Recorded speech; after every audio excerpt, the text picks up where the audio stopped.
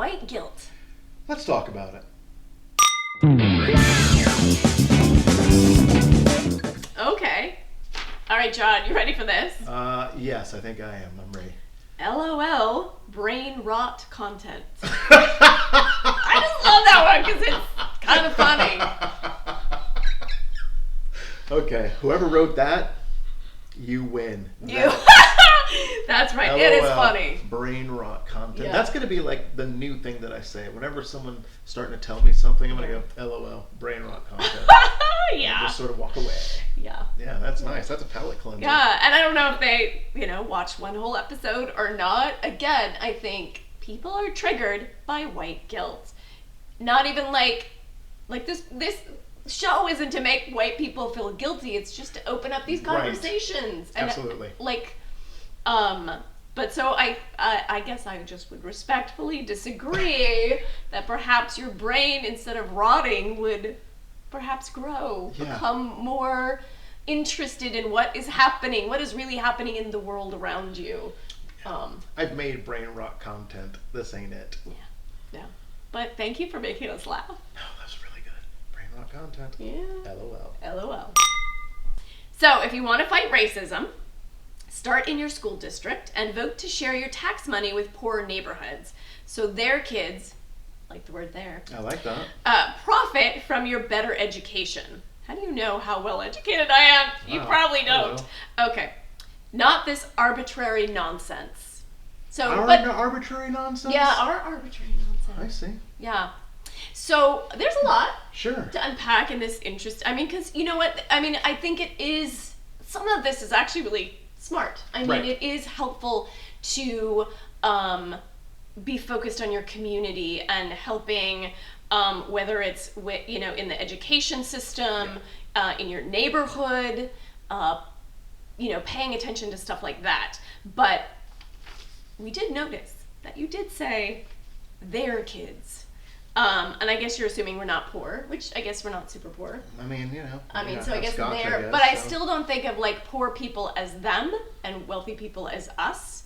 And we're not wealthy. Believe me, this is $8.50 wine, $8.50, and you know what? It's not that good. Just saying. I can smell it real strong. Yeah. Over my scotch. So good wine. Yeah. But I guess I beg to differ in the sense of the more we have conversations with people that have different experiences than us, the more educated we become. So you can't just become educated in schools, and really, especially not now, because of all the, you can't teach kids this, you can't teach kids that. How do you learn about other people's experiences and what they've gone through that you just had no idea growing up, right? Yeah, these conversations really matter because what you're saying is completely right if people know to do it, right? Again, if we're talking about people thinking that race is real close, then paying a little bit more attention in your own community is great. But when you realize how far it is, maybe there are people who are like, other people got this, right? If you don't think we have that far to go and you don't feel like focusing on this, then you think the world is fine, right? Yeah. It's these conversations that make people go, holy I didn't know those things were happening in the world, or I didn't know these things were still happening, right? We talked a lot about the black kids being shot by the police, right? Look, this has been happening forever. Listen to any black comedian from the 60s, 70s. Richard Pryor talked about black people getting shot by cops, and everyone's nervous. This is not new. What's new is that there's video evidence, and people have been able to not avoid it anymore, right? So these conversations are meant to be that. There are still things that happen sometimes, and so being able to see those hopefully makes people go, oh man, I thought we were good.